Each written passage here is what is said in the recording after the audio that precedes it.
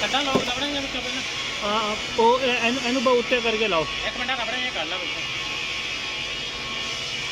ਅਜੇ ਅਸੀਂ ਜਿਹੜੀ ਉਹਨੂੰ ਲਾ ਰਹੇ ਹਾਂ ਹੈ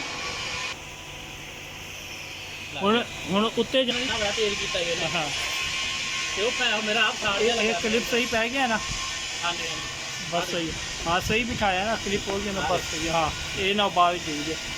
चलो ਆ ਟੱਕ ਰਿਹਾ ਲੈਣਾ ਉਹਦੇ।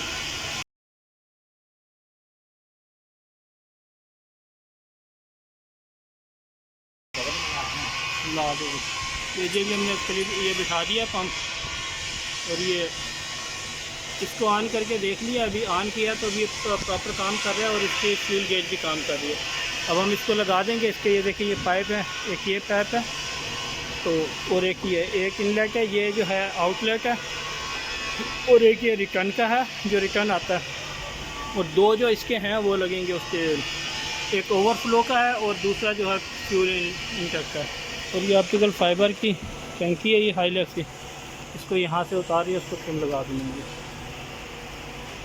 एक मिनट जी चलो ਇਹਨੂੰ ਭਾਈ ਤੁਸੀਂ ना ना ना ना ये रबड़ रबड़ ਹਾਂ ਰਬੜ ਇੱਕ ਮਿੰਟ ਖੜ ਜਾ ਹਾਂ ਰਬੜ ਪਾਉਣੀ ਵਿੱਚ ਹੈ ਨਹੀਂ ਹੈ ਨਾ ਰਬੜ हाँ जी ਇਹ ਨਾ ਆਈ ਨਹੀਂ ਸਾਰੀ ਰਬੜ ਹੈ ये थले थले ਇਹਦੇ ਉੱਤੇ ਆ ਜਾਏਗੀ।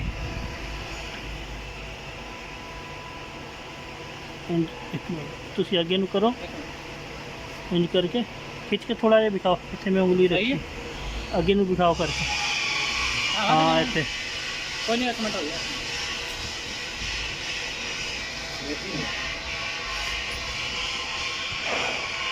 ਰਬੜ ਵਿੱਚ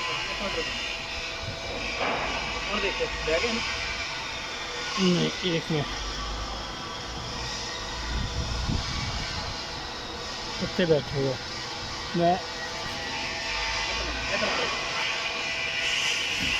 ਮਾੜੀ ਇੱਕ ਨਾ ਫੇਰ ਕਰ ਦੇਣਾ आ ਤੁਸੀਂ ਉੱਤੇ ਕਰੋ ਕਵਰ ਬਿਛਾਓ।